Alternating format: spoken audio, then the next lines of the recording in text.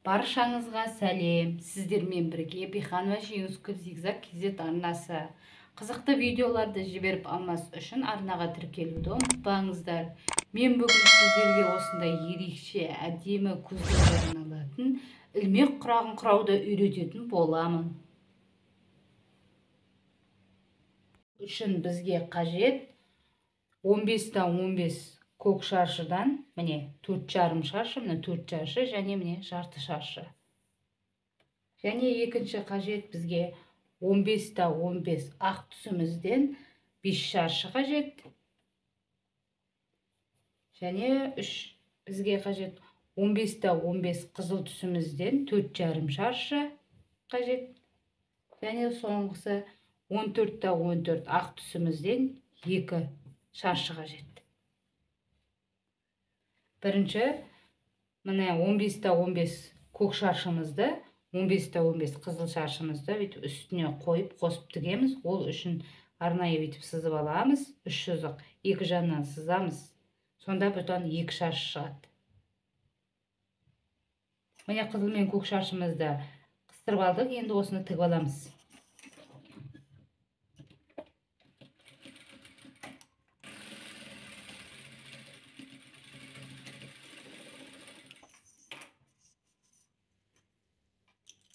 Міне қызыл мен көк шаршымызды тігіп алдық. Міне 15-15 2 көк шаршымызға ақты қосып тігеміз дәл осындай қылып.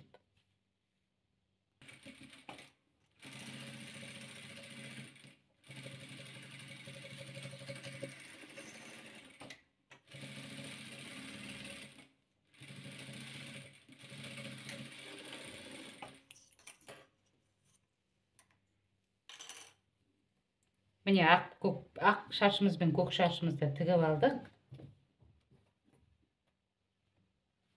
15-15 2 қызылымызды, 2 ағымызды дәл мұндай қылып қосып тігеміз.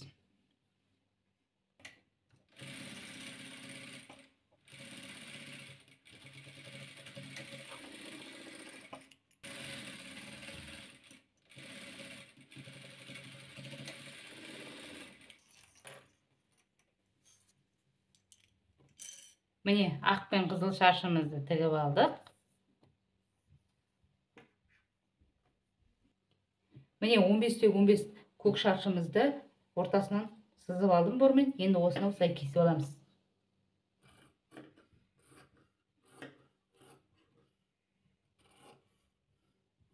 Бұл құрақ өте күрделі. Мән беріп алыңыздар. Міне кесіп алдым 2 көкті. Енді міне 15-15 қызылымызды кесіп аламыз. Сонда осындай 2 қызыл шығады.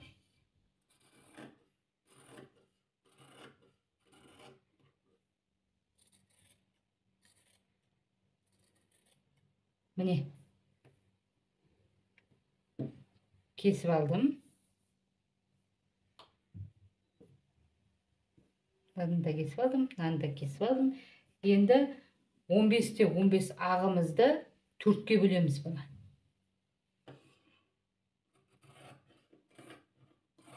Мен ортасын сызып дайындап алдым. Сіздер де кесіп алыңыздар.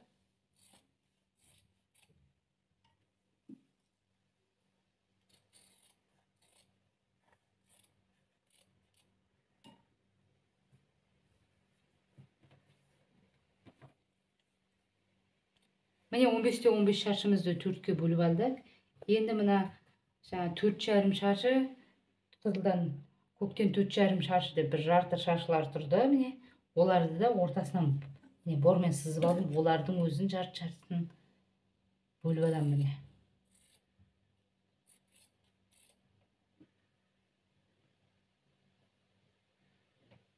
Міне жартысын бөліп алдым. Міне жарты шаршыны міне бөліп алдым. Енді мына қиған шаршыларымызды ортасынан бөліп аламыз енді. Міне шаршымыздың ортасынан қиямыз. Бір шаршымыздан 2 шаршы шығады. Қиған кезде. Міне. Осылай қылып, және бүкіл шаршымызды мынадай бұрыштарын кесіп құрағымызға бәрін дайындап аламыз. Міне, жаңағы шаршыларымызды қиып, бұрыштарын кесіп дайындап алдық.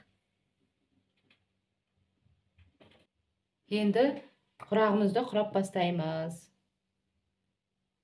Құрағымыздың алғашқы қатары осылай шығады, міне, осылай қосып аласыздар. Именно мына жарты қиылған ақ шаршымызды бірінші мынаны былай қосып аламыз. Сосын барып былай қосамыз. Сосын бір-біріне қосамыз шаршыларымызды.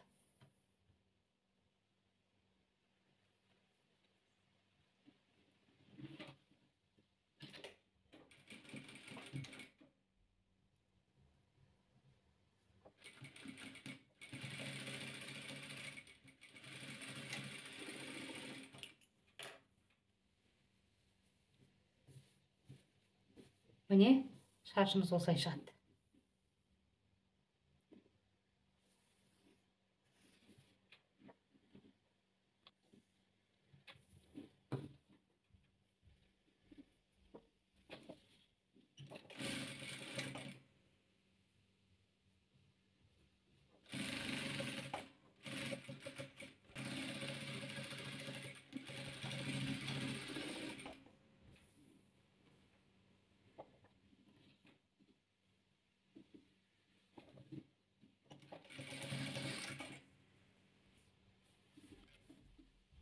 Міне, осылай болып шықты. Енді осыны осылай қосамыз.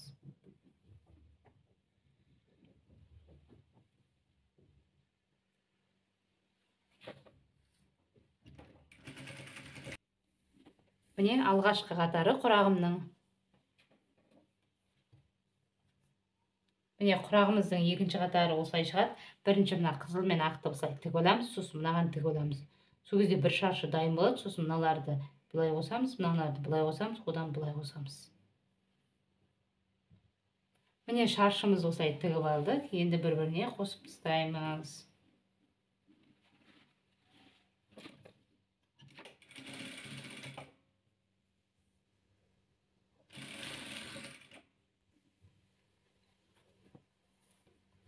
Міне, құрағымыздың екінші қатары осылай болды. Енді мына алғашқы қатарына қосып тастаймыз.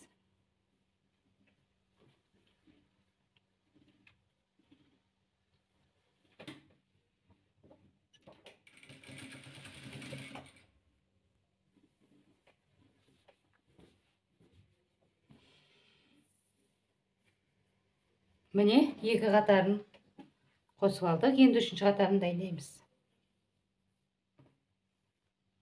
Міне, құрағымыздың үшінші қатары мына осылай шығады. Мынаға қосамыз. Мына жерде бірінші ақ пен көкті былай тігіп аламыз. Сосын оны қызылға қосып бір шаш дайындап аламыз. Сосын оны былай қосамыз, сосын былай қосамыз бір-біріне.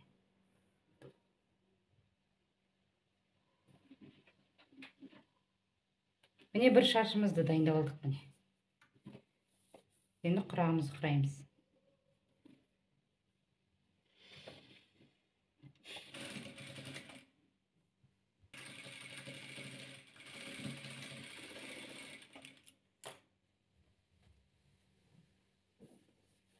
Міне, құрағымыздың үшінші қатары.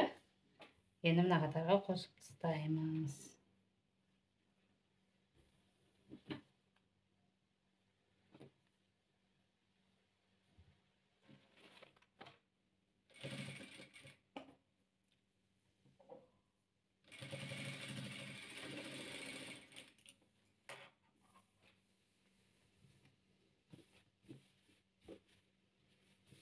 Міне, құрағымыздың үшінші қатарын қостық. Енді төртінші қатарын дайындаймын.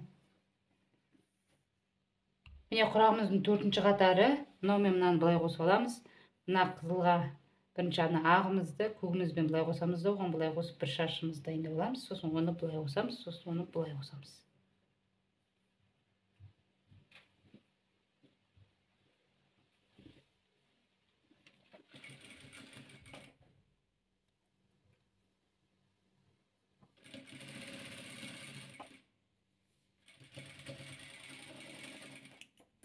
Міне, тігіп алды. Енді осыны мына қызылымызға былай қосып жібереміз.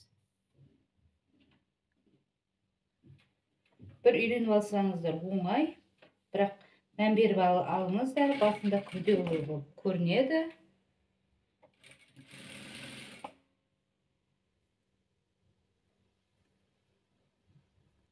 Міне бір шашымызды міне тігіп дайындап алдық. Енді осыны былай қосамыз.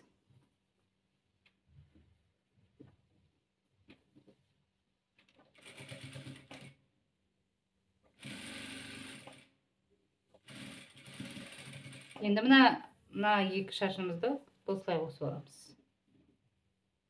Бұл соңғы қатар құрамымыздың.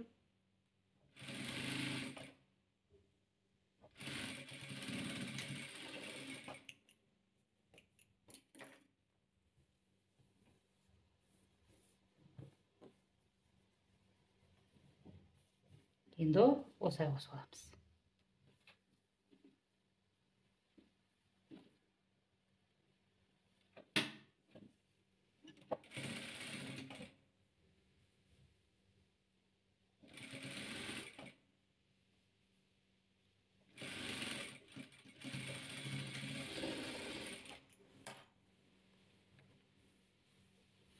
Міне құрағымыздың соңғы қатары шықты. Енді мына дайын болған қатарымызға қосып тастаймыз.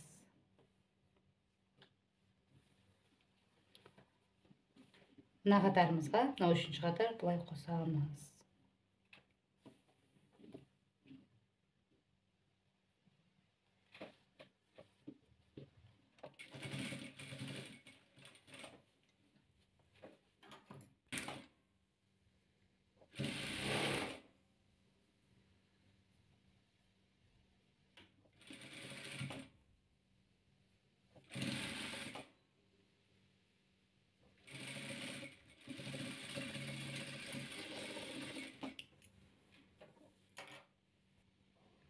Міне құрағымыздың арты осындай болып шықты.